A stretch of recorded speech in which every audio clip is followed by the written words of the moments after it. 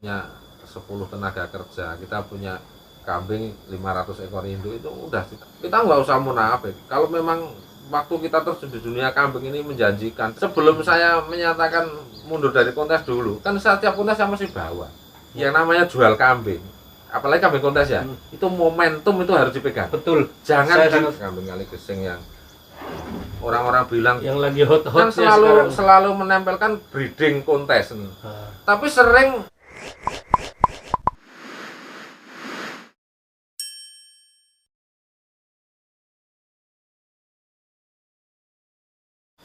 coba aja bayangin kalau kita punya contohnya orang-orang yang bergerak di breeding kontes, kita dengan menjual cempe rataan produksi itu 5 juta aja atau 4 juta lah standar lah itu kalau kita punya induk 100 paling enggak di angka kelahirannya kan pasti 100 lebih, di 125 150 ekor.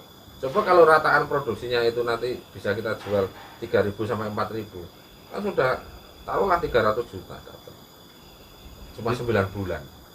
9 bulan Iya. 300 juta. Kan hamil 4 bulan, 5 bulan, menyusui 4 bulan. Habis itu kan bisa kita jual sampai nih. Iya.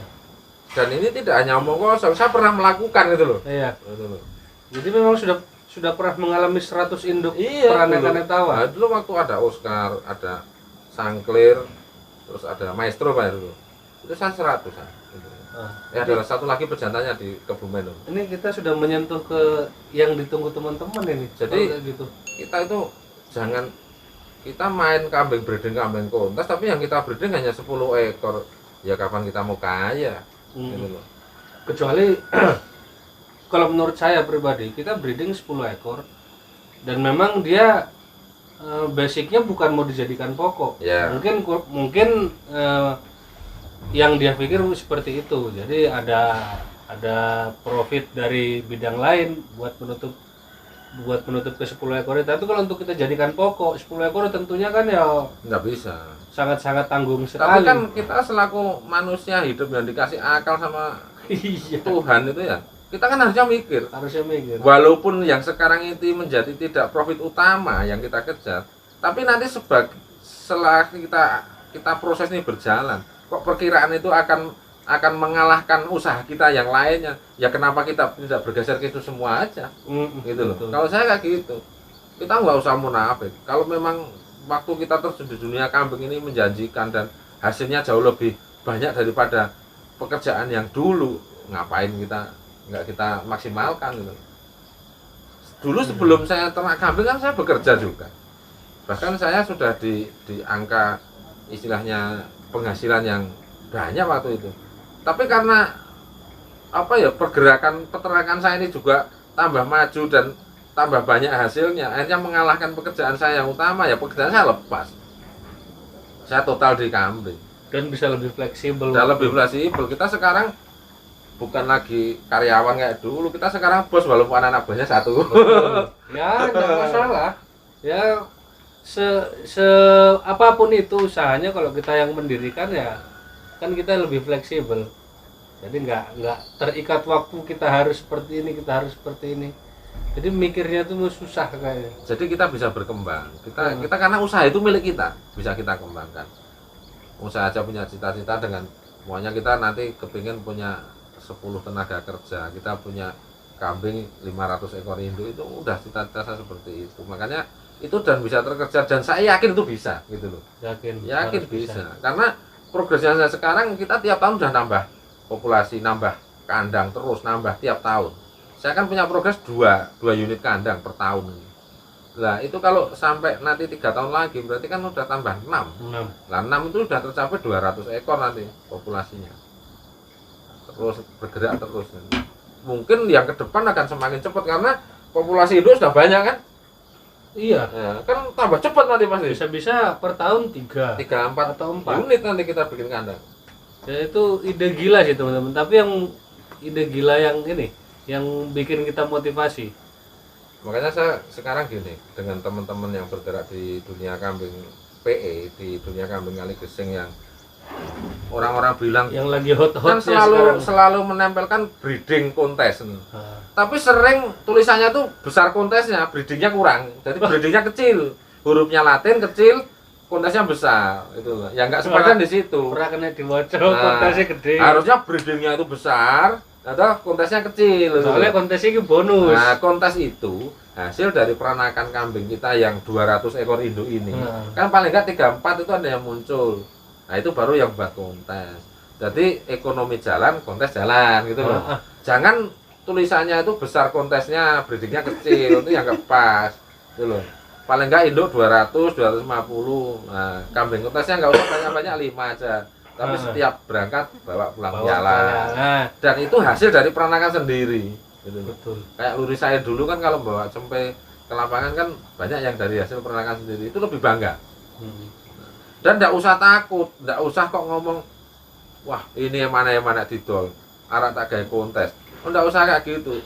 Yang namanya jual kambing, apalagi kambing kontes ya, itu momentum itu harus dipegang. Betul. Jangan bilang ditawar 50, besok kalau besar jadi 100.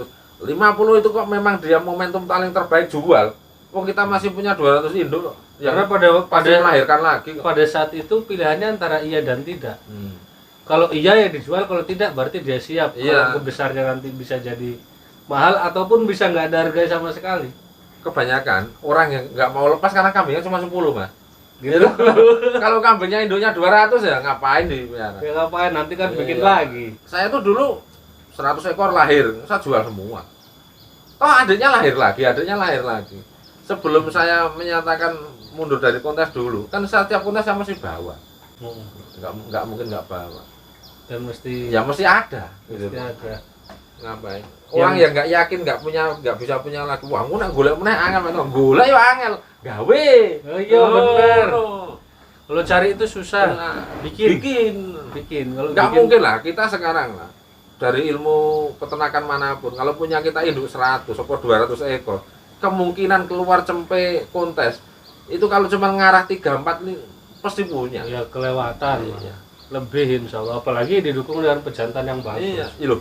Sekarang kan teman-teman peternak kambing PE ini sekarang kan udah pinter. Orang-orang kali gesing, orang mana itu udah pinter. Pejantan kayak gini, ini kayak gini. Wow, teorinya sudah punya analisa sendiri-sendiri. Sekarang kan kebanyakan udah master itu. Nah, jadi kan nge-mix ini udah pinter. Cuman yang nggak pinter itu nggak bisa itu memperbanyak. Nah, iya. Karena imronnya mungkin yang goyang. Karena itu, makanya sekarang saya minta lah ke teman-teman penghobi breeding kontes tuh, breedingnya tulisannya yang besar, kontesnya yang kecil aja. Yang kecil. Dan kalau bisa breeding kontesnya ini hasil peranakan sendiri. Iya, peranakan sendiri. Makanya kontes itu sebagai hiburan, sebagai wahana kita untuk mendongkrak harga itu mah boleh. Tapi jangan kambing kontes kita punya hanya 10. Itu begitu yang lain nggak bisa ikut kontes, nanti di bak kontes kalah, marah nanti gitu. Kayak gitu. Kita siapkan di belakang tuh, momennya peranakan kita siapkan. Yang bagus-bagus kita pelihara, kita buat kontes. Tapi kalau di kontes itu nanti ditawar orang 100 juta, 50 juta jual, besok kan lahir lagi ngapain? Dan itu biasanya nggak datang 2 kali. Nah, iya. Nggak tentu besoknya orang mau nawar segitu lagi. Sekarang kan banyak kejadian kan kambing yang udah pernah ditawar 100 juta nggak dilepas, akhirnya lakunya cuma 20 juta. Artinya kayak gitu. Itu bukan kok kesalahan tadinya orang itu membeli dari siapa terus kambingnya jadi jelek, karena dia nggak memanfaatkan momentum. Gitu loh. Kesalahan atau pilihan? Kesalahan lah. Sekarang gini, kita jual cempe lah, harga 50 juta laku. Coba kalau kita belikan induk, yang 10 jutaan aja lah, nggak usah yang murah, itu dapat 5. Kemungkinan dari 5 itu nggak mungkin lah nggak keluar cempe. Tapi kalau si peternak ini siap dalam arti walaupun nggak laku 50 juta, apapun resikonya tetap saya pelihara. Atau itu beda konteks lagi? Oh, itu beda konteks. Itu namanya bukan peternak mencari untung, itu namanya hobi. Ya kalau peternak hobi, orang-orang kaya nggak dijual ya nggak masalah lah. Dia masih bisa makan tidak dengan jual kambing itu, ya nggak apa-apa. Ini konteks yang kita bicarakan kan, kita selaku pembudidaya kambing yang kita mau sukses dengan budidaya itu, gitu loh. Dengan hasil dari kambing. Kalau saya maunya ada orang lah, bukan saya lah, orang yang duitnya banyak, miliaran, terus dia punya kambing 10 kontes semua, ya nggak masalah kalau itu. Dia kan tidak mencari uang dari situ. Nggak dijual nggak apa-apa. Oh, dia tidak menjual itu nggak miskin kok, gitu kan. dia duitnya masih banyak nggak masalah. Cuman konteks yang untuk teman-teman yang masih pemula, masih dia kepingin sukses di dunia ternak kambing ya harus seperti itu polanya gitu. Dan harus berani. Iya, harus berani, perbanyak induknya, perbanyak pejantannya, terus kita nanti akan dapat banyak cempe. Nanti kalau kita udah banyak cempe, kita mau ngapain aja bisa. Kalau udah jadi pabrik cempe, mau Iya. ngapain aja bisa. Karena saya bilang gini, kalau PE itu kan kambing ras kali gesing ini sekarang kan menjadi kambing yang harganya itu bisa di atas rata-rata gitu. Nah, kenapa peluang ini nggak kita tangkap untuk produksi gitu? Nah, produksi itu ya bukan kok 10 ekor, 20 ekor, ya 50, 100, 200 gitu. Itu namanya produksi. Kalau saya bilang kalau gini, kalau zaman dahulu orang itu sambilan 5 ekor. Kalau sekarang ternak kambing 25 itu sambilan kalau saya bilang. Iya. Kalau mau tidak menjadi sambilan ya 100 ke atas induknya. Dan itu sudah bisa dibilang usaha pokok dong. Udah pokok dan itu menjanjikan lah. Sekarang kambing kali gesing itu yang terjelek aja sudah 500 laku. Yang sedang bisa 4 juta, 5 juta. Kita ambil yang sedang aja. Itu hitung-hitungan yang matang banget ya teman-teman. Memang nggak sembarang kita untuk beternak kambing itu kok ya apa ya, hanya di ternak kambing bikinin kandang terus ngasih makan. Kita juga perlu hitung-hitungan seperti yang beliau bicarakan ini. Jadi kalau untuk ternak ya mungkin terkendala finansial dari yang kecil dulu. Iyalah. Tapi dari yang kecil itu jangan kok nanti hasilnya dilarikan ke yang lain, Ya. yang nggak berkembang Harus juga. dikembangkan untuk usaha itu. Dikembangkan ke usaha. Makanya itu kalau lagi. sekarang gini, kalau ada orang selalu mengeluh ke saya sini datang, Mak, saya mau ternak kambing tapi nggak punya modal. Lah saya dulu juga nggak punya modal, nggak punya lahan, nggak punya modal, nggak punya kandang. Kandang aja bikin pakai tiang 4 pakai bambu, yang kalau ketiup angin aja roboh, ya nggak masalah. Yang penting kita action, itu aja. Ya mungkin segitu dulu teman-teman obrolan kita dengan beliau, dengan Pak Yanto dari Lurisai di Purworejo. Banyak hal yang bisa kita ambil dan pembicaraan kita seperti ini kayaknya masih apa ya? Masih kulit luarnya. Belum kita masuk ke kulit ari dan masuk ke dagingnya lebih dalam. Ya, mudah-mudahan buat peternak-peternak pemula yang mau melangkah ataupun yang sedang melangkah, sedang menjalani proses, mudah-mudahan terus eksis. Jangan malas-malas untuk mencari ilmu. Juga ternaknya ya kalau bisa konsep harus tertata, kedepannya mau seperti apa. Jangan langsung ternak geradak geruduk tapi tanpa ada dasar, tanpa ada ilmu. Jadi ada hasil dijual terus larinya hasilnya ke yang lain-lain. Kalau emang kita mau ngembangin ternak kita, pesan dari beliau, hasil dari ternak kita ya kita kembalikan lagi ke ternak. Kita gimana caranya ngembangin ternak itu lagi. Mungkin sekian dulu obrolan kita. Kalau suka video ini jangan lupa untuk di like, di share, di komen. Tentunya juga untuk di subscribe supaya nggak ketinggalan perjalanan Jenderal Tani selanjutnya.